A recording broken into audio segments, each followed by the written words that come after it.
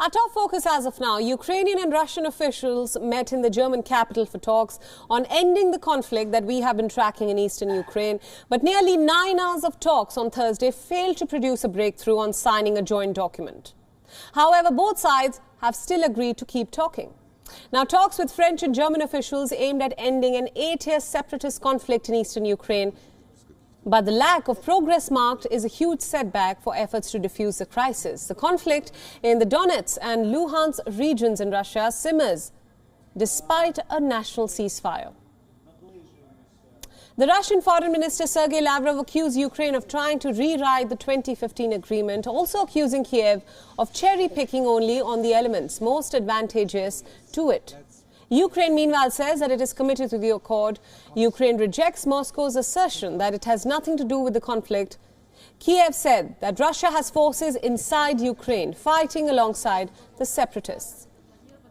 Following the build-up of its forces near Ukraine, Russia held military exercises in Belarus and the Black Sea.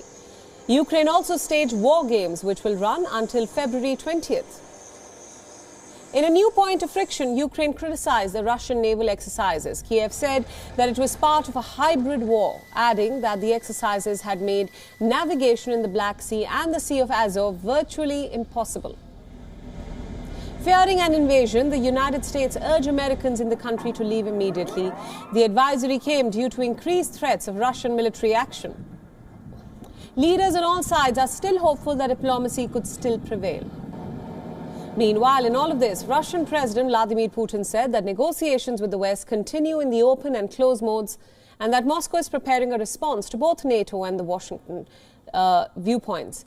The U.S. President Joe Biden urged Americans to immediately leave Ukraine as Russian troop deployment and military drills deepen fears of a possible invasion.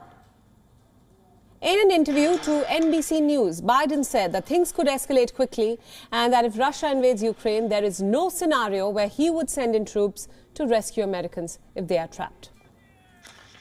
What scenarios would you put American troops to rescue and get Americans out? There's not. That's a world war. When Americans and Russians start shooting at one another, we're in a very different world than we've ever been in. Biden's remarks came hours after Russia rolled its tanks across Belarus and conducted live-fire drills that drew ominous warnings from NATO and added the urgency to Western efforts to avert a feared invasion.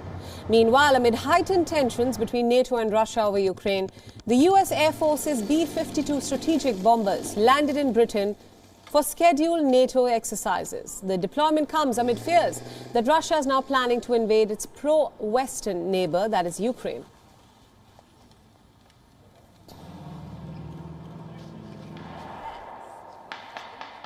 Now, for more analysis and insights into what lies ahead in this conflict that has been raging for weeks now, joining us live now on WION is Fred Weir, who is a Russian affairs expert, and he joins us now from Moscow. Fred, thanks so much for joining us. My first question to you, despite weeks of diplomacy in this conflict, there seems to be a deadlock in talks. Why is that? Well, neither side is willing to give on the main point for Russia, that is that NATO expansion as a post-Soviet phenomenon has to stop. They have drawn the line at Ukraine after they swallowed, I guess, the NATO taking in all the former Warsaw Pact members and 3 former Soviet republics. The Russians have been complaining about it for a quarter of a century, and now they've just, I guess, Putin has drawn his red line and he wants it settled. As for the West, although I think everybody realizes that Ukraine is never going to join NATO, I mean, short of World War III, the Russians won't wear it. So still, it's a principle. There is that mood from the 1990s where we're going to have one sort of liberal democratic space in the world and all bad actors will be punished and our institutions will be open to everybody. You remember that. It's still very much, I guess, gospel in Washington, and they won't give up on that principle.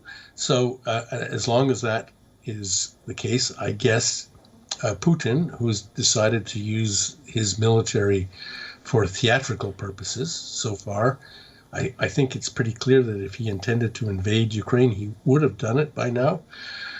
No, he's doing it to keep the pot boiling, and he will do so until he gets some satisfaction. Absolutely. Fred, just talking about the president, the Russian president, Vladimir Putin now, he has clearly said that the diplomatic ideas that were earlier raised by the French president Macron were worth pursuing, but he still has not ruled out a Russian invasion of Ukraine. There also is a lot of resistance from the Russian side about the West's efforts of negotiation. So why is that? Well, first of all, Putin has ruled out an invasion. He keeps denying that that's his intention. If that's what you mean, doesn't mean he's telling the truth or the whole truth. But the problem is that, well, a lot of little concessions have been made on the sidelines of the big issues. As I said, the big issues remain completely unresolved. They are at opposite poles on the NATO expansion issue. And as long as that's the case, I think Putin will continue military exercises and such.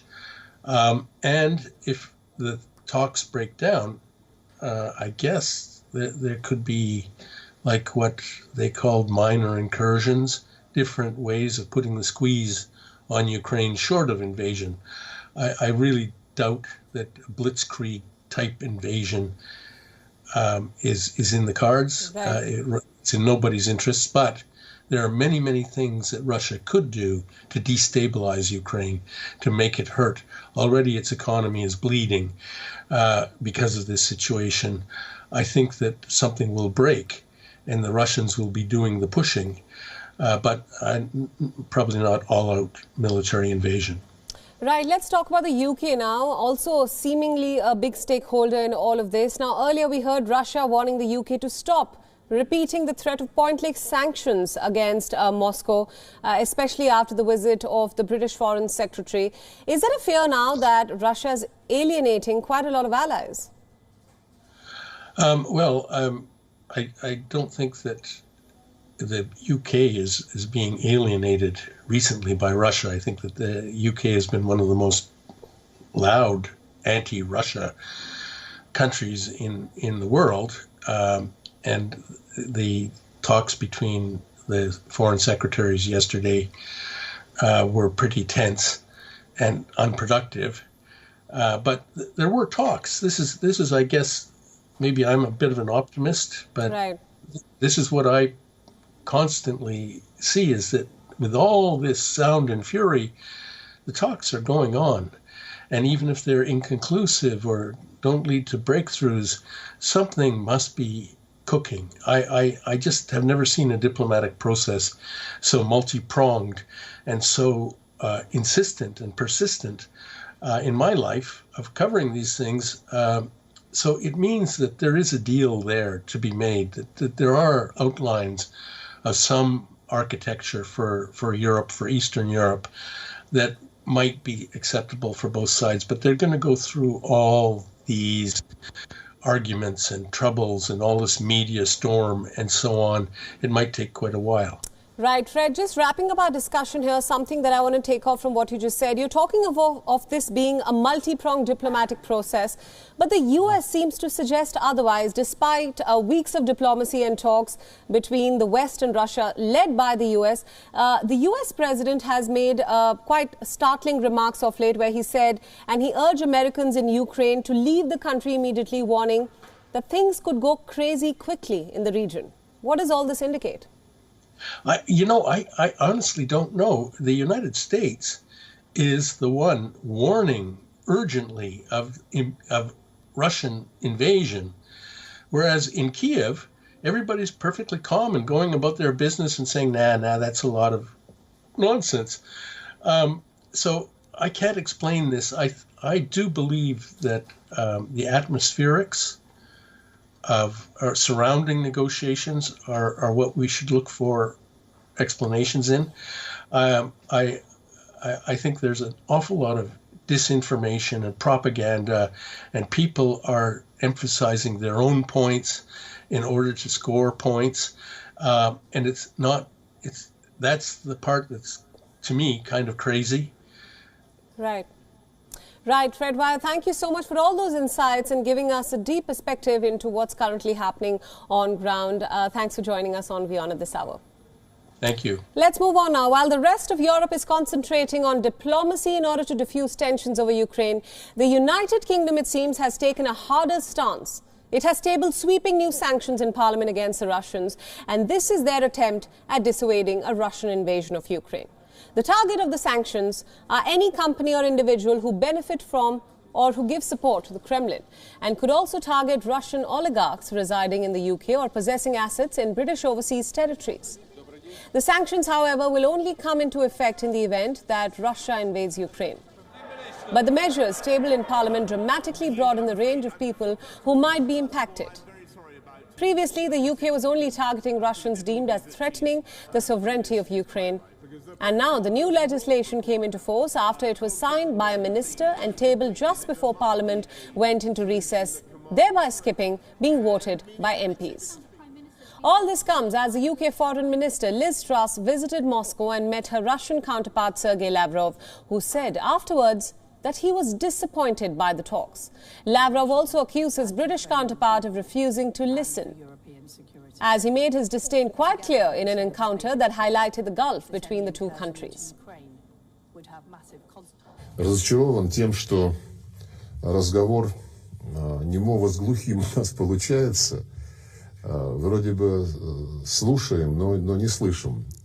По крайней мере, наши подробнейшие разъяснения, в общем-то, упали на такую неподготовленную почву. Это вот примерно так же, как говорят, что Россия ждет, когда замерзнет земля и станет как камень, чтобы танки спокойно прошли на украинскую территорию. Вот, мне кажется, такая же почва сегодня была у наших британских коллег, на которую ложились, от которой отскакивали факты, многочисленные факты, которые мы сегодня приводили.